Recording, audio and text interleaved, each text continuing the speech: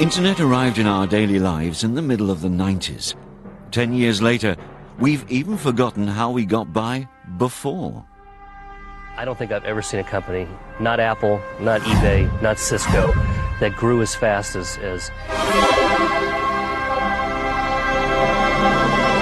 I mean, Google just skyrocketed.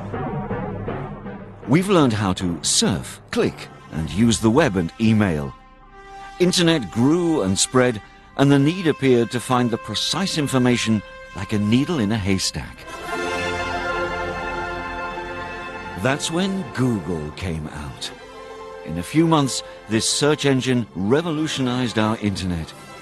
The answer to all our requests was there on the screen with amazing speed and accuracy.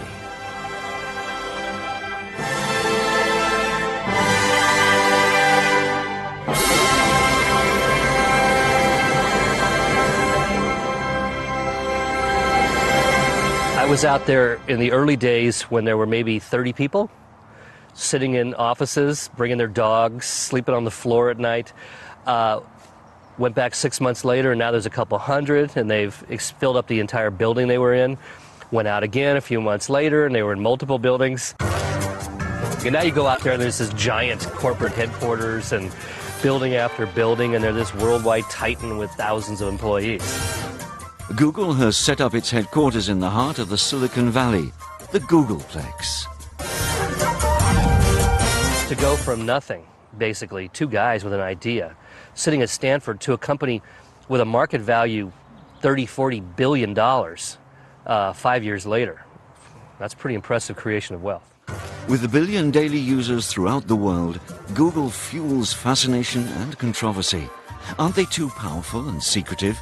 Don't they know too much of our personal info? Can we trust them? If nobody controls Google, will Google control us someday?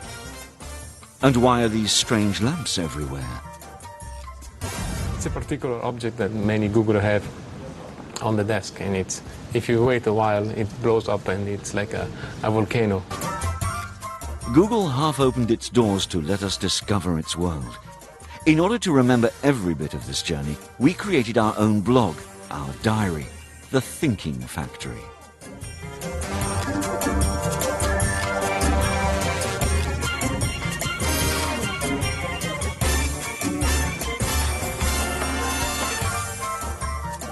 The striking thing when you enter any Google office around the world is how young the employees are. Less than 30 seems to be the rule. Many people do associate it with Google because it was one of the first decorating items that was brought in the first official offices in Mountain View. And after that, it just stick to Google. I think it's cool. From desks to screens, from Dublin to San Francisco, everywhere the same signs and decoration. People dressed in Google, marking their belonging to a family. A new kind of global club. The problem is it's getting too hot, and for me it's like a waste of energy. It looks nice, so I don't use it. Google quickly left the cozy nest of Mountain View, Silicon Valley to spread its offices throughout the world. They packed the lamps, football tables and big rubber balls. They also exported a new way of organizing the workplace, idealistic and different. The roots of the organization are its self-dictated missions. Google is the world's leading search engine, and our mission is to organize the world's information and make it universally accessible and useful.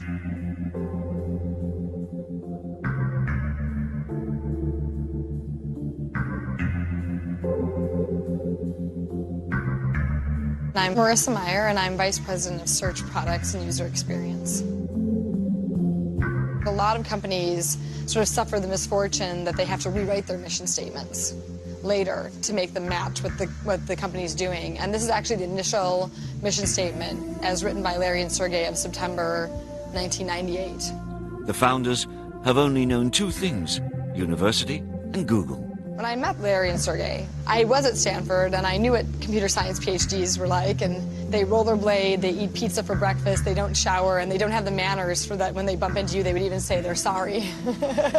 And Larry and Sergey had gone from being those kinds of people to being pretty polished businessmen that were able to express a vision for what they wanted to achieve in the world and what they wanted Google to achieve that I thought was really powerful and compelling. Don't be evil. Organize the global information and make it available to everyone. Larry Page and Sergey Brin sprinkled their rise to power with stunningly reckless and naive thoughts. They've grown older and richer, but their college spirit has remained.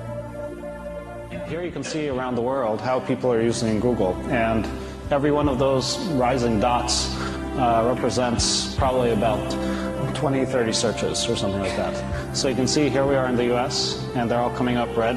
There we are in Monterey. Hopefully I can get it right. You can see that Japan is busy at night, right there. We have Tokyo coming in Japanese. There's a lot of activity in China. There's a lot of activity in India. There's some in the Middle East, little pockets. And Europe, which is right now in the middle of the day, is going really strong with a whole wide variety of languages. They're not very pragmatic guys, but they don't have to be. They've got a whole big corporation behind them with a lot of really smart guys that are pragmatic, and they can be the idealists. They can talk about, you know, the grand and glorious plans of putting all the world's knowledge on the web to make it available to everybody. It's nice to have them. You know, part of what we want to do to grow our company is to have more searches, and what that means is we want to have more people who are healthy and educated, more animals if they start doing searches as well.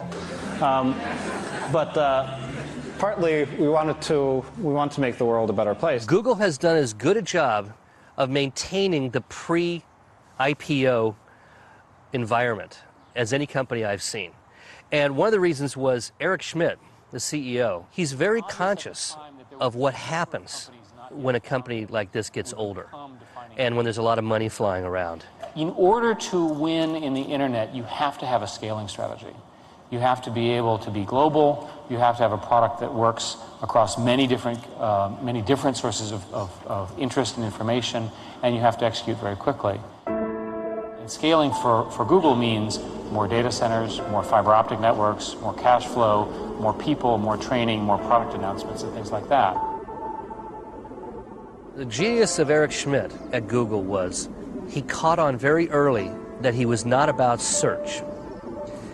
He thought for a while that he was about information and the organization of information. That's still the standard Google line. True, but they've evolved much beyond that.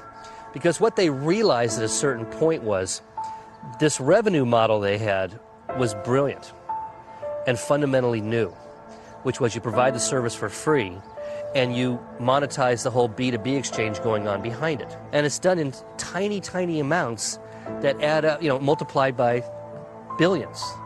It's a brilliant model because to the user, your loyalty comes from the fact that they're giving you this wonderful experience for nothing. Google's motto is, don't be evil. Their entire revenue is generated by purchased results, which appear to the right of your natural results. According to a survey, only 40% of users differentiate purchased and natural results. Advertising on Google is all the more efficient, and it doesn't look like it. Is that evil? In any case, it pays off. $10 billion in sales, $3.5 billion in profits, and a stock market value of $165 billion. Sophie, 27, is an instructor at Google France. She trains advertisers who wish to buy words. We're going to meet Jan, an advertiser who buys these words. Every word of the French language is for sale. Add to that the same number of words in English, Spanish, Chinese, Italian, Russian, Swedish, Farsi, Arabic. Well, first, we'll see how AdWord works, and then the interface, so you can use it on your own. It makes it really easy. When I started out, I didn't really believe in it.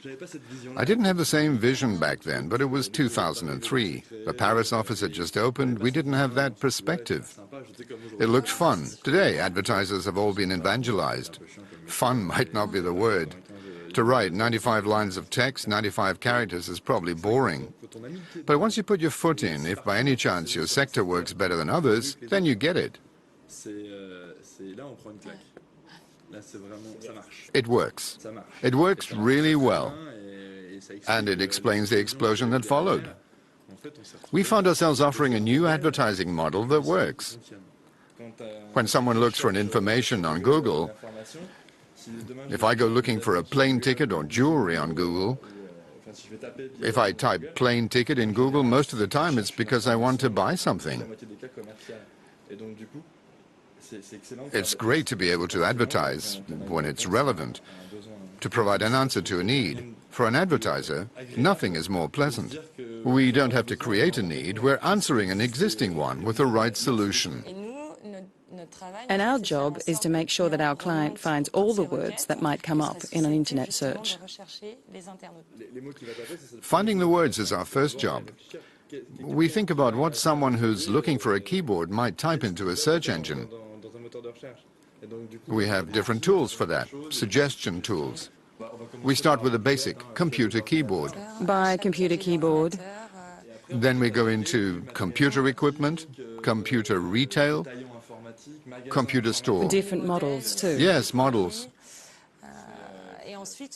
And then we link these keywords to the ads that you see on Google, actually. That's when commercial links become interesting. Only 8 of them fit on a page where there are 10 mixed natural results. Even I, as a web user, now that I know the system well, when I look for a product with a search engine, especially Google, I consistently check out the sponsored links. Sometimes I laugh because I see what my colleagues are up to. But if I want to buy a plane ticket on the internet, I know that that's where the big players of the market are. They're ready to spend money to draw me in, so they should have an interesting offer for me. Search and ads is our core. And so we need to make sure that that core of our business and the core of our offering works really well, which is why we staff the majority of our engineers there. That's where a lot of our technological advancements come in. Then there's sort of an area of 20% of related projects, where there we can afford to be a little bit more speculative, and so we can afford to try something out and wait and iterate and make something better to make sure that it really fills the user needs well. And then there's sort of a 10% of the people that we actually allocate on very speculative things, things that are far-flung and have very little to do with search, but we think are interesting and promising. To support its frenetic innovation and global expansion, Google has started a vast hiring campaign. There were 39 proud owners of lava lamps in 1998. There were 14,000 in 2007. Google gets about 1 million job applications per year to enter one of the most exclusive technological clubs on the planet and be part of the experience. Becoming a Googler, a Google employee, means running an obstacle course for up to 8 months. You answer questions such as, how do you sell to 1 million people? Or, how many ways can you paint an icosahedral with 1 color out of 3? Basically, every smart kid coming out of college in the world right now wants to work at Google, just like they did in 1990 at Microsoft. And so they're getting job applications from everywhere. They're getting them from Europe, they're getting them from India, they're getting them from China, they're getting them from all over the United States. And they can pick and choose whoever they want. I think that we had a vision for the types of people we wanted to hire, but that vision was really diverse, right? We wanted Google to reflect the world of people we hoped to serve, and so we wanted people who had really diverse interests. So from the very beginning, there were people here who were brain surgeons and chefs who had worked, all over the world for different types of people. So Google is getting to pick, the creme de la creme of every new grad in the world. Well, I applied for the job when one night during the summertime I was looking for stuff on the internet, and I found this position on the web saying looking for Italian people to work abroad. So I thought it could be interesting. I was at the end of my career due to my previous job, so I was in a quiet period of my life, and it was, I think, time to change. And just for fun, I applied, but I never thought I could have get it because. And I applied for Google without the idea that they're gonna take me. Google sounds like so big and so huge. So when you're applying, you actually don't think that you're the person they will take. There was an initial policy. When a team was hiring, everyone was entitled to an opinion. Most people have several interviews a week. They have to write regular, detailed reports, mark people. Some have to attend hiring committees and compare people. All this is very organized, but very democratic. It's more than just a dozen people that have a veto on everything. I did my first job interview on the employer's side here. 6 months after you've been hired, you're interviewing people. It's a big responsibility. It's very positive. I think that the idea of having several people meet each applicant, it's important to vary the points of view. The applicant not only meets his future manager, but also his future co-workers and sometimes those who report to him. It's with different, like with your colleagues, with some of your colleagues, then you have with your managers, then you have with people from different teams. It's just to see you in a different way because people ask different questions. But one thing I looked for above all was the connivance, or not the connivance, but rather the complicity that I could have with this person with whom I would be working all the time. But now there's this concept of being googly. Sometimes when we look at hiring someone, we'll ask, like, is this person googly? And to us, that really does mean someone who is diverse and interesting outside of the workplace, who cares a lot about social responsibility in the world, and who really loves technology. Interested people who are a bit original, people who have a real...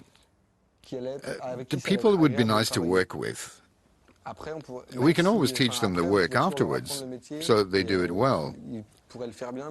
But most importantly, we wanted a state of mind which is hardly definable. I think what they look for is, like, it's very important to be a team player being here. I know it sounds like cliche, but we're all coming, it's a headquarters, so everybody's coming from a different country, and it's very important so you can get along with people.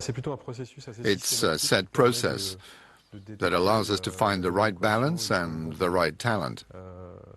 There's no recipe and no algorithm for that. We'll call them all one by one so they can introduce themselves and do their little show. Whether you're from here or there, the Google culture starts here, where new staff is introduced. The Nooglers, a contraction of new and Googler, have to undergo a slight hazing to enter the Google fraternity. Gaël Meyer, Mathilde Delval, Maxime Bounen, and Naïm. This little weekly party is called TGIF. Thank God it's Friday. And today is Friday. TGIF, like everything else, is an international thing. We have a sort of tradition here for the Google newbies. Your mission is to take the mic and try to make us laugh. I'm Adrian. No, that's the beginning. So the embarrassing part. That was my embarrassing part now. I actually got a ticket once from Philadelphia police for public urination. Which is... That's good enough. I've composed, well, just like an anthem for Google. So actually, once you go ahead and visit the global network, the first thing you need is a good web search. We have search. Actually, we've not search. So go ahead and visit our webpage, gwgle.com. It's open 24/7.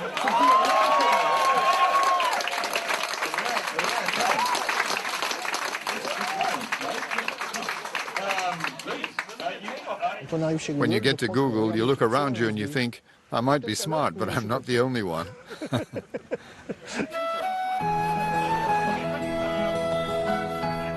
We do a lot of one-to-one work from the very beginning, from the early days, to help get people started, show things around, show how things work at Google, and really help them get off the ground.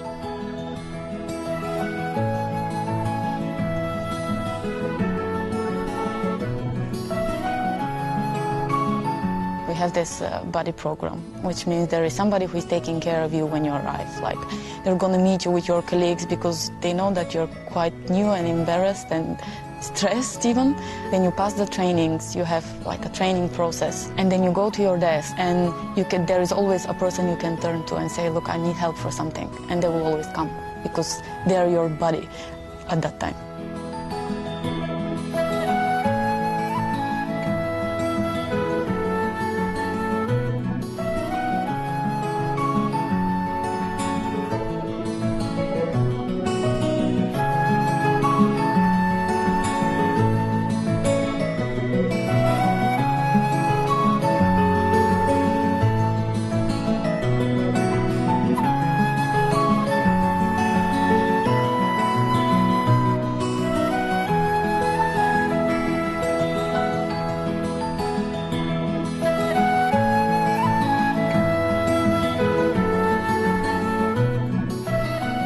once they go through that initial phase, through that initial coaching, then they're good to go and they're on their own.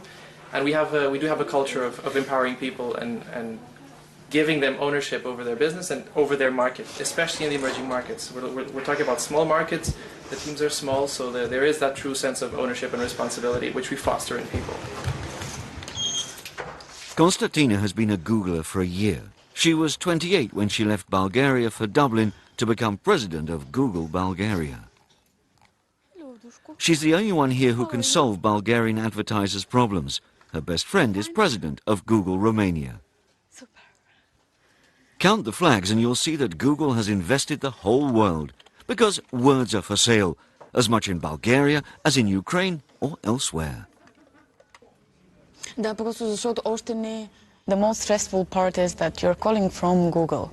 So Google is calling the customer, and it's like I was feeling that I need to be professional enough and good enough to speak with these people. And later on I understood that I cannot always know the answer, and there is nothing bad saying I don't know and I will check and I will come back to you later. At the beginning it was really weird that there is not somebody who is checking me every day what I'm doing. That was something that really stressed me, because there is nobody actually checking you. It makes me more relaxed, because I know that if I need a break, I can just go and sit and have a coffee and know I won't have any comments like why you're not working or something like this. So it makes me more efficient, because you plan your own time. For Google, the best ideas can arise between two doors. Therefore, this in-between is organized. Football table, pool, ping pong, video games are a way to extend relations between co-workers. Ideas are no longer exchanged via instant messages or emails, but through face-to-face meetings. It's a new way of improving employee creativity. Well, we just put some stuff, which we have to, about some reminders about our work. Then it's the googly stuff for sure. We always have something that will make us laugh. It's just some fun stuff. Usually you have to have a small ball, but I lost the ball. So you put it and all these things are like moving and it goes down. Gulnara, where is the webcam in the canteen? Where can I find it? Oops. Feeling hungry on my right, on the dub page. Yeah. Oh yeah, menu kitchen cam. Yeah, okay. It's 12:20, so people usually go around 12:31. But it's spread, so not everybody is here. That's the menu. Yeah. So that's the Earth Cafe in the other building. That's what we can choose from. Salad bar, sushi bar, panini bar. And that's what is downstairs, the canteen. We have usually one etnica. Today it's Ukrainian. Sometimes it's Indian, Italian. The sushi was very popular. Had sushi every day, now we're sick of sushi.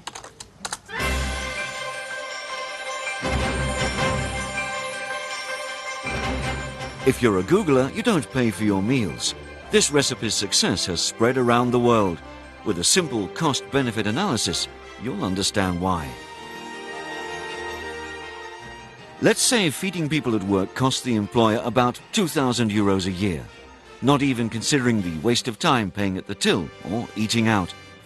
The productivity gains are then clearly at the root of this system. Free food is also one of the best gifts to an employee. His or her love for the company is multiplied. And his work hours too.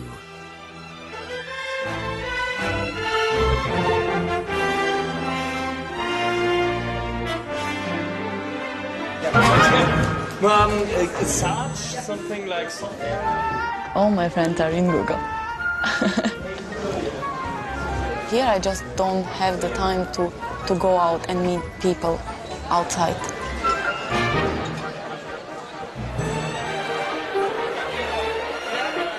It's just because when you arrive here, you're alone and you meet the people here. So everybody coming in Dublin is exactly in the same situation. So we all come, we don't know anybody, and we need to make friends. Where you can make friends here. And it's very easy because it's very open and people around you will come and make friends with you.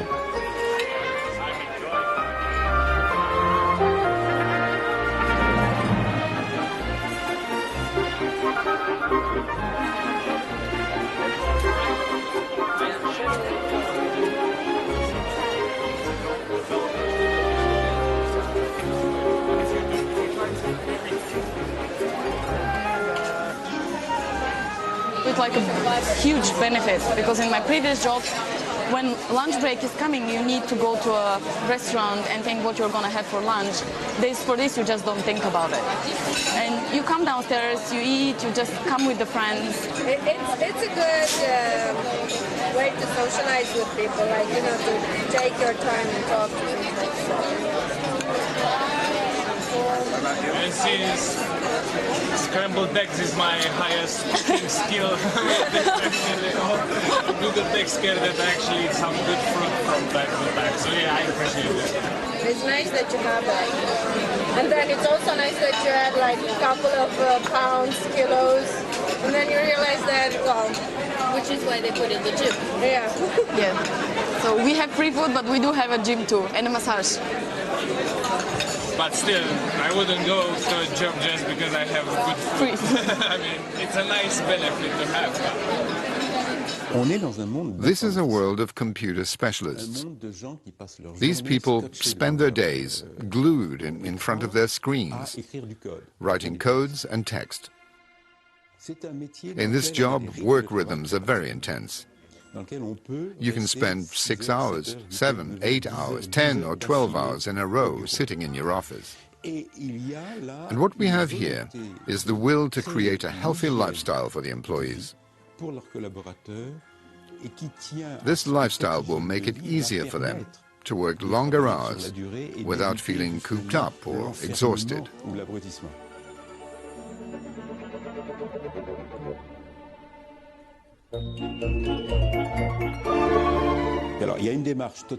It's a very paternalistic approach. Many of Google's social innovations already exist in Europe. The work councils provide those benefits. Since it doesn't exist in the US, Google reinvents it.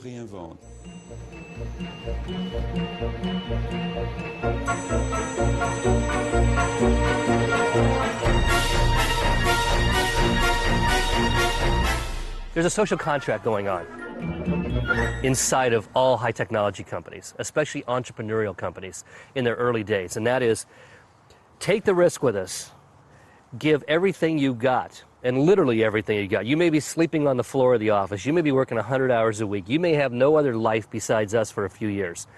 But if we pull it off, you're going to be wealthy beyond your greatest dreams. Google's one of those cases. They actually did it. Did it chew up people? Oh, I have no doubt it chewed up people. They don't burn out because the company's too successful or too demanding. It's that demand lasts too long. You can't do this for 10 years. For 4 years, I was involved in politics because I was elected vice mayor of my city. And it was a really nice experience, totally different from my studies, because there are rules in politics that you don't study in school. The way you approach people, which is something that you learn on the field, like we say.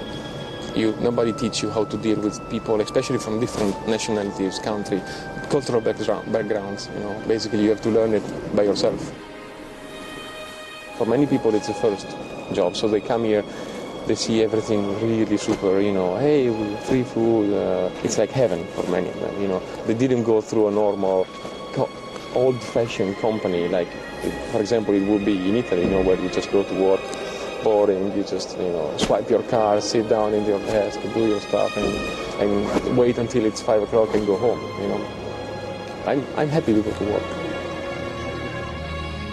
Cristian is Italian. At 32, he's an old Googler.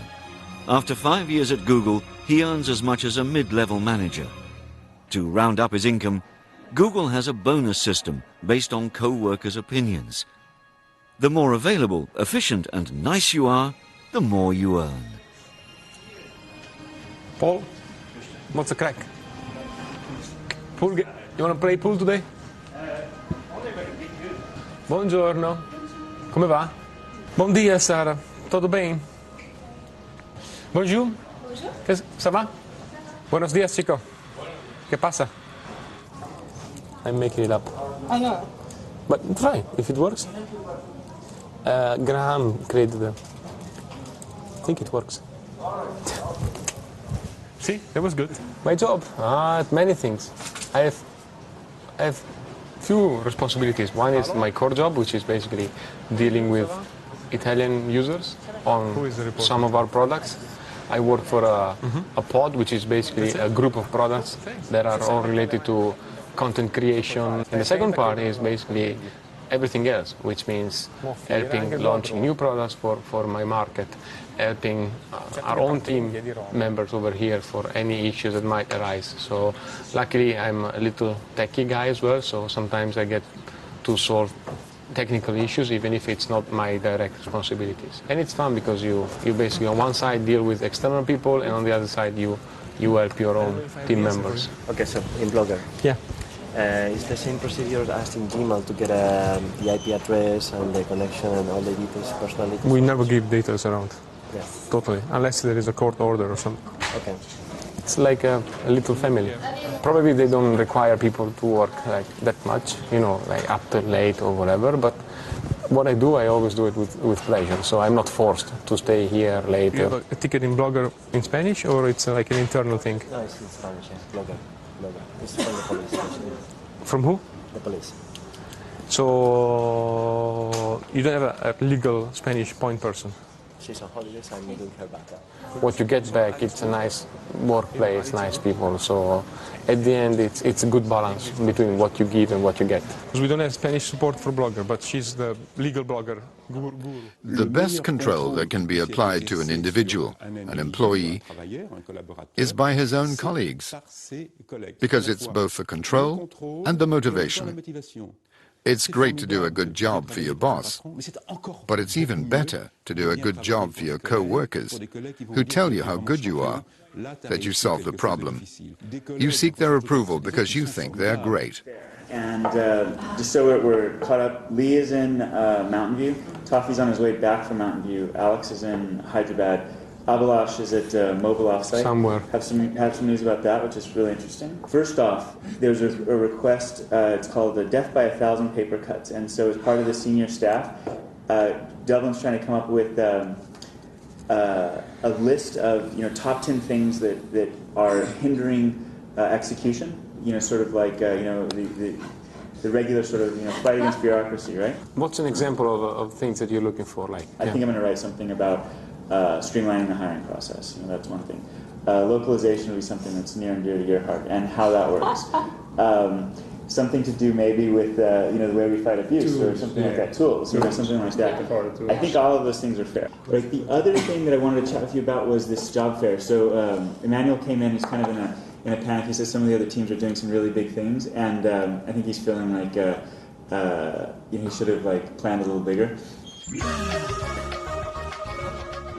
The real challenge is internal promotion. Rather than go up in the company hierarchy, which might be hard when 3,000 people are hired each year, Google favors mobility. You can either change job, service, competence, and even country, or stay and see your workload increase through the sheer growth of Google.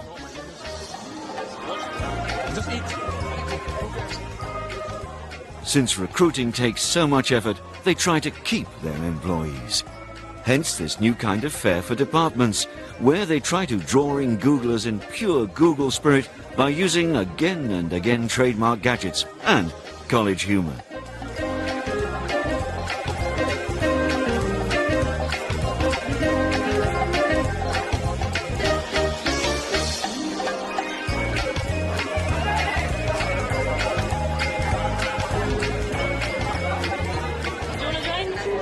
What do you give me? What do we give you? Yeah. How do you attract people? €100. Really? An Amazon gift voucher. But what do you have to write? I have an idea. Do you know much about the strategic initiative? Well, I can guess what you do. Okay, so essentially we're broken up into optimization, customer education. So that was actually thrown back here. Because we're a new team, we're still developing our remit, figuring out what it is we can do. But we're looking for just ideas on strategic ideas or projects that you think. We'd love to have you. So you're looking for these people? No. Yeah, for some French, Spanish. I can do the associate manager if you want. Yeah, you're more than welcome. Yeah, thanks. We'd love to have you on board. So no Italian? No, not yet. No. So what's the point then? I know. What you can do basically on yourself is having a clear goal in your mind and set your steps towards that goal. And if you want to fight for it, and if you are not afraid of moving your shoulders, like we say in Italy, it's basically all up to you to go on. You might find difficulties, you might find to be not in the right place in the right moment. You might find yourself that you have to wait, because probably it's not the right moment to make the step. Probably there are not available positions for you to go in a specific moment. But if you keep doing and willing that you actually have to reach your own goal, I'm sure that sooner or later you can definitely make it. I'm Christian. Christian, hi. Des. So I'd like to join SRE. Cool. What do you have that we don't have in ConOps?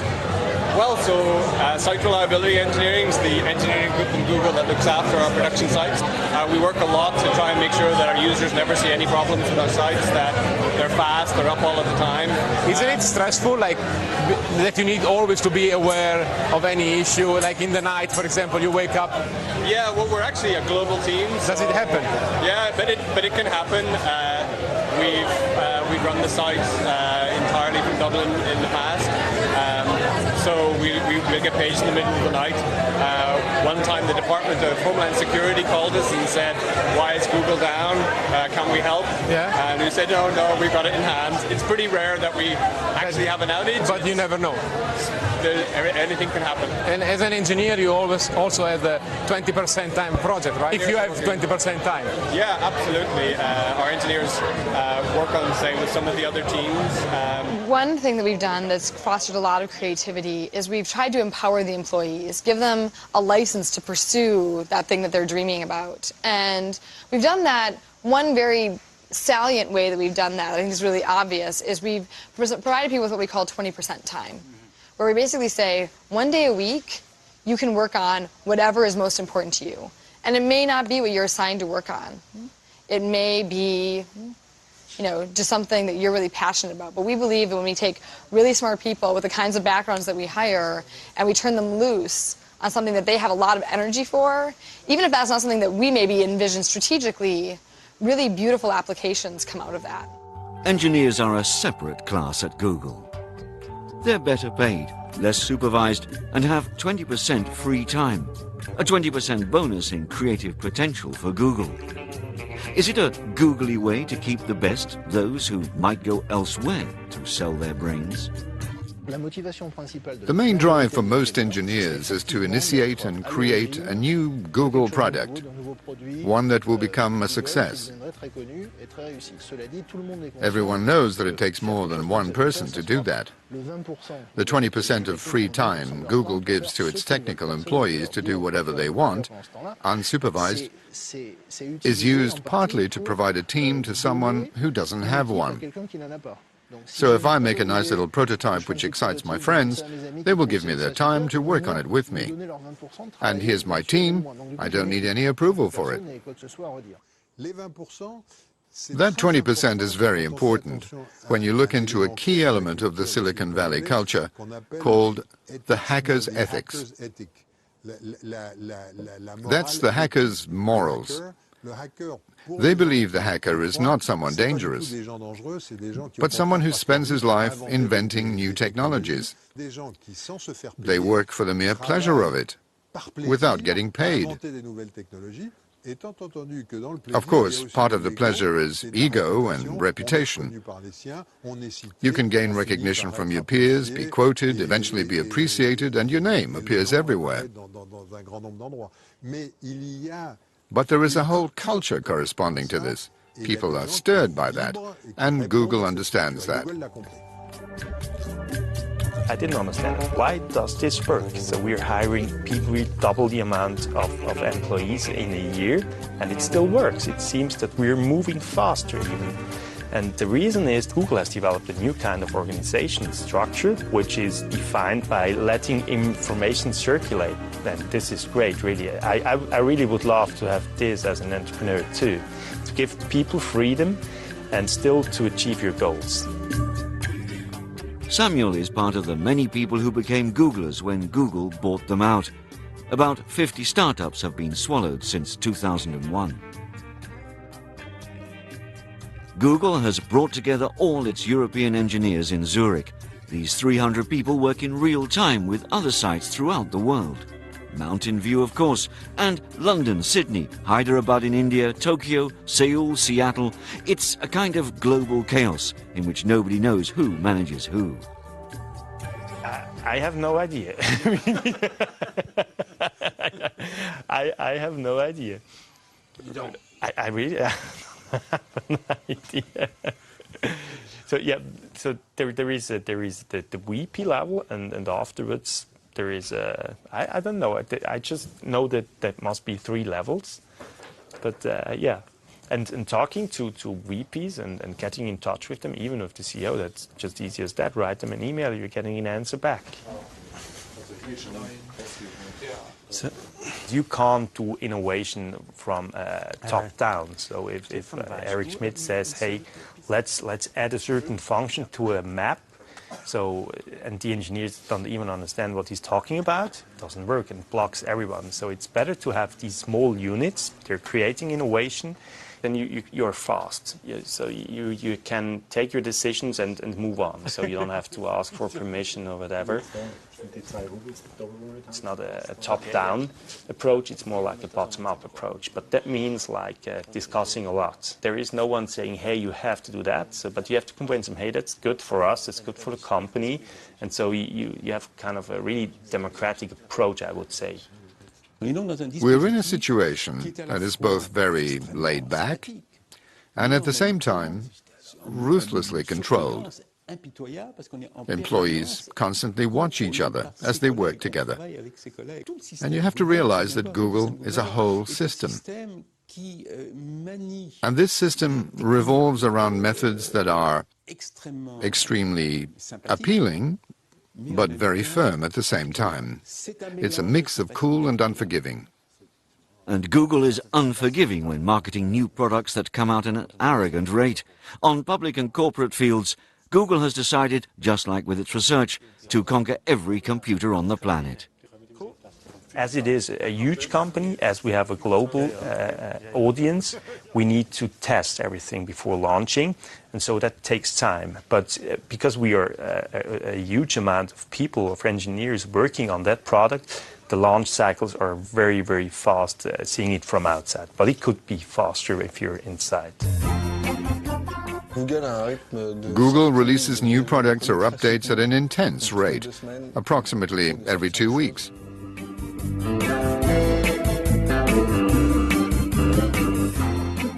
Sergio is an evangelist for Google, a new breed of crusader. We have consumer products which are free, like Google Maps, for instance, and we have client products. Altogether, that makes for a lot of merchandise. Every 2 weeks, we gather all our teams to tell them about the new stuff. There are 4 or 5 different items on the agenda each time. I'll set everything up after my yogurt. What Google has is they don't have to sell anything. They just give you new free things. So he can go into a market like Google Earth, and he can take all the existing firms in that market that are charging people for the experience and just run them over. Sergio is taking us into the universe of Google Analytics, a program aimed at the owners of websites.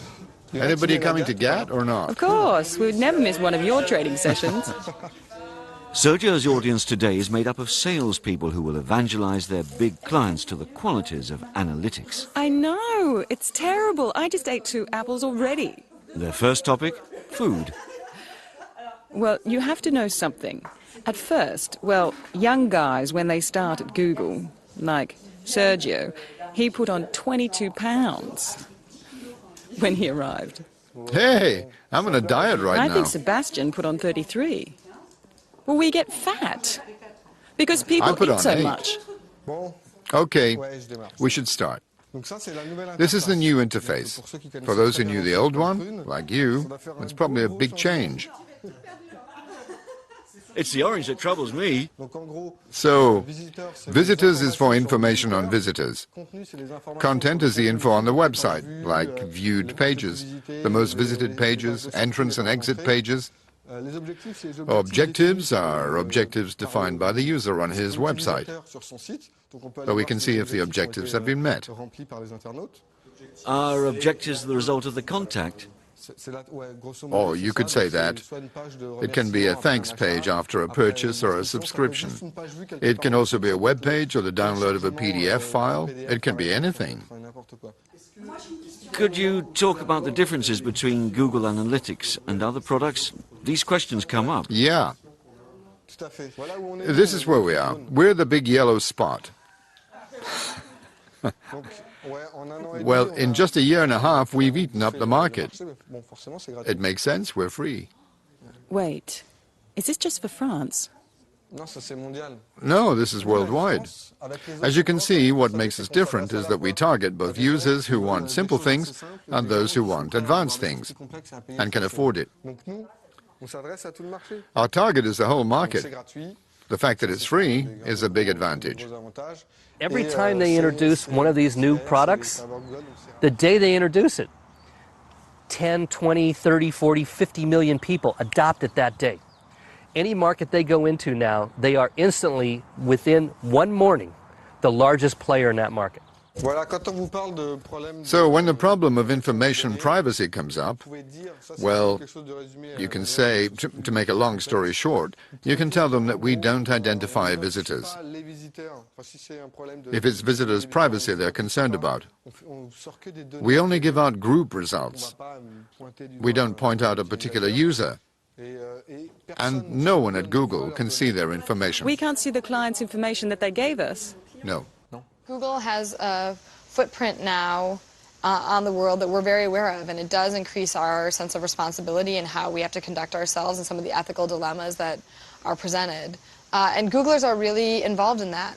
It's very openly debated. Our entry into China, some of the issues around copyright are things that we debate here internally, and I think that's given us a healthy perspective that on some of these issues, reasonable, intelligent people disagree. When I look at China, we ultimately, recognize that, well, certainly there's the downside of some of the censorship and other things that must happen. We ultimately are providing a service to more than 1 billion people who may not have a tool like Google that helps them find information otherwise.